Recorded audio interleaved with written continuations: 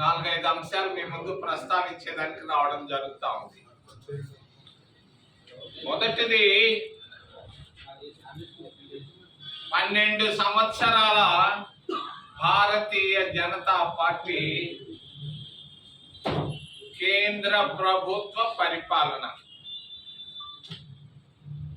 రెండవది, రేపో మాపో పూర్తి చేయబోయే 19 సంవత్సరాలు ముఖ్యమంత్రిగా పూర్తి చేయబోయే మా మిత్రుడు చంద్రబాబు నాయుడు గారి ఆస్థానం పరిపాలన. మూడవది, మా మిత్రుడు కుమారుడు, చెప్పకుండా ఉండలేను. ఆయన గమ్ముకుంటే నేను కూడా గమ్ముగా ఉండేవాడిని. ఆయన మావిగన్నట్టున్నాడు, జగన్మోహన్ రెడ్డి. నాలుగవది, ప్రత్యేక హోదా, దళిత క్రైస్తవులు,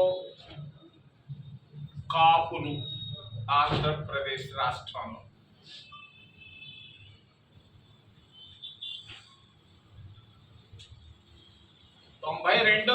డిసెంబర్ 6వ తారీఖున బాబ్రీ మసీదును పడగొట్టి అయోధ్య రామాలయాన్ని కట్టడం జరిగింది. మనందరం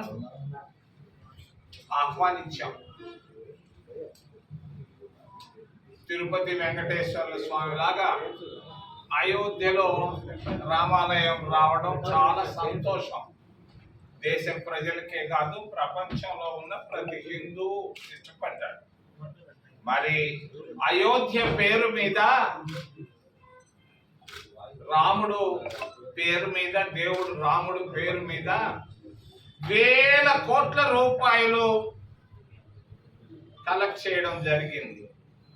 ప్రతి ఊరికి వచ్చారు, ప్రతి ఇంటికి వచ్చారు, ప్రతి కోటీశ్వరుడు దగ్గర వేల కోట్ల రూపాయలు తీసుకున్నారు. మరి భారతీయ జనతా పార్టీ సోదరులు, మిత్రులు. మరి ఉత్తరప్రదేశ్ రాష్ట్రం అంతా ఘోషిస్తా ఉంది. ఈరోజు ములాయం సింగ్ కొడుకు కూడా నిన్న మాట్లాడాడు. వేల కోట్ల రూపాయల అవినీతి జరిగింది రామాలయం పేరు మీద. నేను పాపం ఆస్ట్రేలియాలో ఉన్నట్టున్నాడు, మెల్బోర్న్ లో. ప్రధానమంత్రి గారు, వారిని నేను డిమాండ్ చేస్తున్నాను, మరి ఈ విశాఖపట్నం ప్రెస్ క్లబ్ నుంచి వెంటనే ఈ రామాలయ నిధుల పైన సిబిఐ విచారణ వేసి తీరాలి. ఆ సిబిఐ విచారణ కూడా సుప్రీంకోర్టు నేతృత్వంలో పర్యవేక్షణలో జరగాలని నేను డిమాండ్ చేస్తున్నాను. రెండో విషయం, చిన్న బిడ్డలు. ఎక్కడైనా ఒక బిడ్డ చచ్చిపోతే మనం ఎంతో బాధపడతాం, కన్నీటితో దిగులు పడతాం. బిడ్డ చనిపోయారని. మరి ఇజ్రాయెల్ దగ్గర పాలస్తీనాలో గాజా అనే ప్రాంతంలో 20,000 మంది చిన్న చిన్న బిడ్డలు చంపడం జరిగింది అమెరికా, ఇజ్రాయెల్ సేనలు. ఇది దారుణం. ప్రపంచ చరిత్రలో 20,000 మంది చిన్న బిడ్డలు చనిపోవడం అనేది చాలా దారుణమైనటువంటి విషయం. మరి భారతదేశ విదేశాంగ శాఖ కానీ, మరి విదేశాంగ శాఖ అధినేతలు కానీ, మరి భారత ప్రధానమంత్రి మోడీ గారు ఒక్క మాట కూడా మాట్లాడకపోవడం గర్హనీయం. మనకు ఉన్నటువంటి గొప్ప విదేశాంగ విధానం గత 75 సంవత్సరాల్లో నెహ్రూ, ఇందిరాగాంధీలు, మన్మోహన్ సింగ్, పివి నరసింహారావు లాంటి ప్రధానమంత్రులు భారతదేశాన్ని ఒక ఉన్నత స్థానానికి తీసుకెళ్లారు. ఈరోజు మరి పరిస్థితి బాగా లేదు. అందరూ నవ్వుకుంటున్నారు. ఎందుకు ప్రధానమంత్రి గారు 20,000 మంది చిన్న బిడ్డలు చనిపోతే నోరెత్తకుండా ఉన్నారు? ఎందుకు యుద్ధం మొదలయ్యే 2 రోజుల ముందు బెంజమిన్ నెతన్యాహు దగ్గరికి ఎందుకు వెళ్ళారు?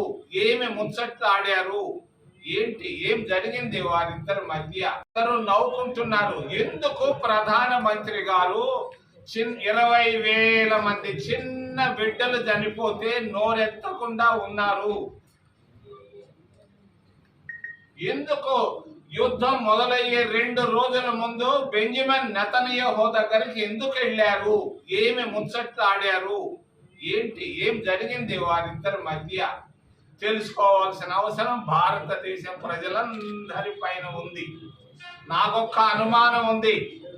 భారతదేశ విదేశాంగ శాఖ మాట్లాడకపోవడానికి కారణం, అమెరికా ఇజ్రాయెల్ పైన వ్యతిరేకంగా ఒక కామెంట్ కూడా చేయలేకపోవడానికి కారణం ప్రధానమంత్రి గారి మిత్రుడు, ప్రియమిత్రుడు అదానీ గారు ఉన్నారని నా అనుమానం. ఎందుకు?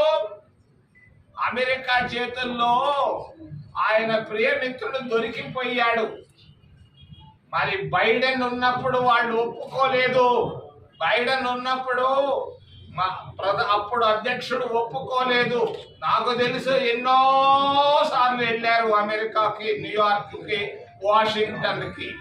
అక్కడ బ్రతిమలాడుకున్నా కూడా బైడెన్ అనే ఆయన ఒప్పుకోలేదు. కేసులు కట్టాడు. ఆయన పైన చేసిన తప్పుని పట్టుకున్నారు. కానీ తన మిత్రుడు కొరకు మరి దేశ ఔన్నత్యాన్ని తగ్గించడం జరిగింది. మరి భారతదేశం ఒకప్పుడు పరిస్థితులు, ఈ రోజు పరిస్థితులు ఏమి మోగపోయిందా? భారతదేశం 150 కోట్ల మంది ప్రజలు ఉన్నటువంటి భారతదేశం ఒక్క మాట కూడా చిన్నారులు చనిపోతే మాట్లాడకపోవడం జరగలేదు. విశాఖ ఉక్కు ఆంధ్రుల హక్కు, ప్రత్యేక హోదా ఆంధ్రుల హక్కు, ఈ 2 కాంగ్రెస్ పార్టీ తెచ్చినాయి. ఈరోజు విశాఖ ఉక్కు పైన ఒక్క మాట కూడా ప్రధానమంత్రి మాట్లాడకపోవడం, మా మిత్రుడు చంద్రబాబు నాయుడు ఆయనకు చెప్పి మాట్లాడించకపోవడం, ఇవన్నీ ఆంధ్రప్రదేశ్ ప్రయోజనాలకు ఉపయోగపడటం లేదు. ప్రత్యేక హోదా ఆంధ్రుల హక్కు అని చెప్పాడు డాక్టర్ మన్మోహన్ సింగ్ గారు పార్లమెంట్ లో, రాజ్యసభలో. అంటే ఈరోజు మన ఆంధ్రప్రదేశ్ రాష్ట్రం మరి ఆర్థిక సంక్షోభంలో ఉంది.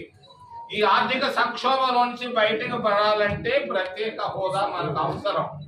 ఈ ప్రత్యేక హోదా ఇవ్వడంలోనూ సాధించడంలోనూ మరి మా మిత్రుడు చంద్రబాబు నాయుడు గారు ఫెయిల్ అయ్యారు. మరి అంతకు ముందు ఉన్నటువంటి ముఖ్యమంత్రి జగన్మోహన్ రెడ్డి గారు ఫెయిల్ అయ్యారని చెప్పక తప్పదు. చంద్రబాబు నాయుడు గారి పరిపాలన 19 ఏళ్ళు రేపో మాపో పూర్తి అయిపోతాడు ఆయన ముఖ్యమంత్రిగా. మరి ఏమి సాధించాడు చంద్రబాబు నాయుడు గారు? ఏమి 17 ఏళ్లలో ముఖ్యమంత్రిగా ఆంధ్రప్రదేశ్ రాష్ట్రానికి ఏమి సాధించాడు? ఏమి చేశాడు? ఏమి చేయగలడు? విశాఖ ఉక్కు ఫ్యాక్టరీ అమ్మకాన్ని ఆపలేకపోతున్నాడు. తిరుపతి విమానాశ్రయం పుణ్యక్షేత్రంలో ఉన్నటువంటి 4,000 ఎకరాల భూముల్ని అమ్ముకుంటుంటే అదానికి, దాన్ని ఆపలేకపోతున్నాడు. ఎందుకయ్యా స్వామి నీ సపోర్టు వాళ్ళకి, వాళ్ళ సపోర్టు నీకు? ఏమి సాధించావు?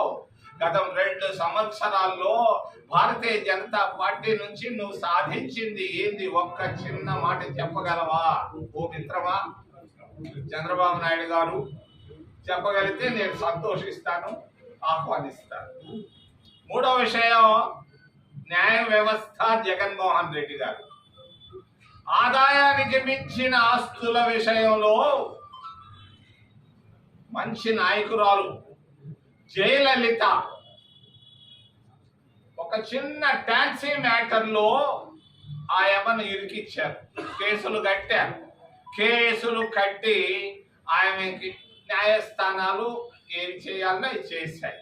మరి అదే ఆదాయానికి మించిన ఆస్తుల విషయంలో మా మిత్రుడు కుమారుడు గత 16 సంవత్సరాలుగా న్యాయ వ్యవస్థ పరిశీలిస్తూ ఉంది ఆదాయానికి మించినటువంటి ఆస్తుల విషయంలో. మరి న్యాయస్థానాల పైన నమ్మకం పోతా ఉంది ప్రజలకి. నాకైతే దృఢమైనటువంటి నమ్మకం ఉంది. మంచి న్యాయ వ్యవస్థ. పివి నరసింహారావు గారు ప్రధానమంత్రిగా ఉన్నప్పుడు న్యాయ వ్యవస్థలో ఈరోజు జడ్జి కావాలన్నా RSS క్లియరెన్స్ కావాలి, ట్రాన్స్ఫర్ కావాలన్నా అమిత్ షా గారు ప్రధానమంత్రి గారు ముద్ర వేయాలి. జడ్జిమెంట్ల పరిస్థితి కూడా అంతంత మాత్రంగానే ఉంది. ఇది గమనార్హం. మా మిత్రుడు కుమారుడు పైన 16 సంవత్సరాలుగా ఆదాయానికి మించిన ఆస్తుల విషయంలో వాళ్ళు నిద్రపోవడం, లేకపోతే ఆలోచించడం, లేకపోతే రాజకీయ ప్రేరేపితం వలన ఈ కేసులు ఆలస్యం అవుతున్నాయి. దేశ ప్రజలందరూ ఆలోచిస్తున్నారు, రాష్ట్ర ప్రజలందరూ గమనిస్తున్నారు. తమిళనాడులో మాట్లాడుకుంటున్నారు. ఏమి అక్కడ ఒక రూలు, ఇక్కడ ఒక రూలు. జయలలితకు ఒక న్యాయం, జగన్మోహన్ రెడ్డి గారికి ఒక న్యాయం. ఏమిటి అని అనుకుంటున్నారు. నేనంటాం లేదు, నాకు మా మిత్రుడు కుమారుడు అంటే ఇష్టం. మరి కాంగ్రెస్ పార్టీ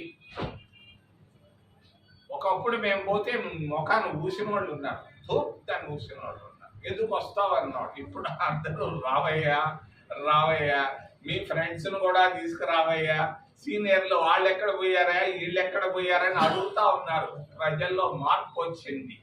మరి ముఖ్యంగా తమిళనాడులో 2 ప్రాంతీయ పార్టీలు ఫెయిల్ అయినాయి. అదే విధంగా తెలుగుదేశం పార్టీ, మరి జగన్మోహన్ రెడ్డి పార్టీలు 2 విఫలమైనాయి.